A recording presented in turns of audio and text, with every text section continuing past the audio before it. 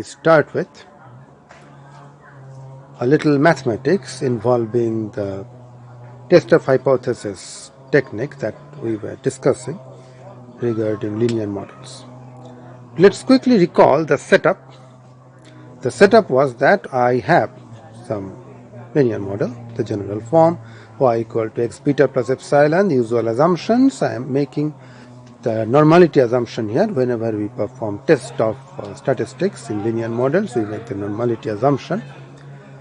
Then we postulate, that's our null hypothesis, that for some x naught such that column space of x naught is a subspace of column space of x, so x naught is completely specified under the null hypothesis, and this model, this restricted model, is our null hypothesis. So this we always know, this is given to us, guaranteed.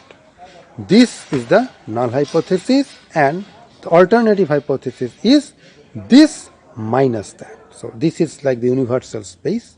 This is given to us. This is the null hypothesis, which is a submodel, and the alternative says that this model is of course true, but the submodel is not true, which is more difficult to write. So typically people will not write the alternative and say that's whatever not the H naught. So just make sure that you understand this clearly. This is H naught, but this is not H1. This is H1 union H naught. This is guaranteed to be true. H naught is this, and any model which comes under this but not under that is part of the alternative hypothesis. So that's what we are trying to test. So we have already seen this before, but in one of the earlier videos, but there I used the notation x1 instead of what I've used here, x naught. X naught goes well with our notation H naught for null hypothesis.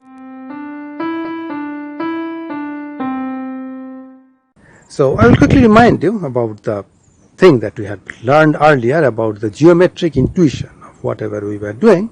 So the idea was we were given this test, not this test, but this linear model where column space of x is represented by this plane, and the green vector is our data.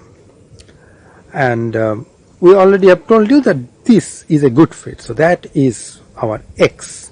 And the blue line that you can see lying inside the pink plane is our column space of x naught. So null hypothesis says that our y vector lies very close to this blue line, and we already know that our data, that's this green arrow, is always lying close to the pink plane. That is given to us. So what is not given to us is whether it will lie also close to that blue line. That's what we are testing. That is our space specified by the null hypothesis. The way we proceeded was this. We looked at this, what is this?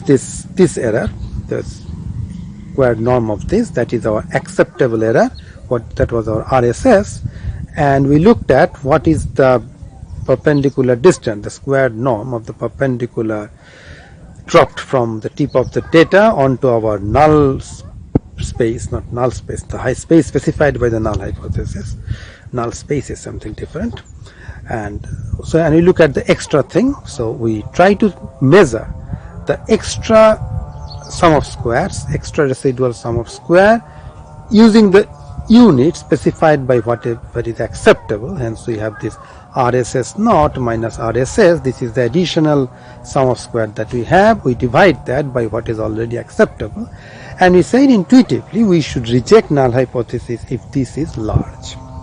Now in this video what we want to do is to show that this thing also happens to be theoretically justified, namely this is going to be the likelihood ratio test, LRT. So let's quickly remember what is meant by a likelihood ratio test.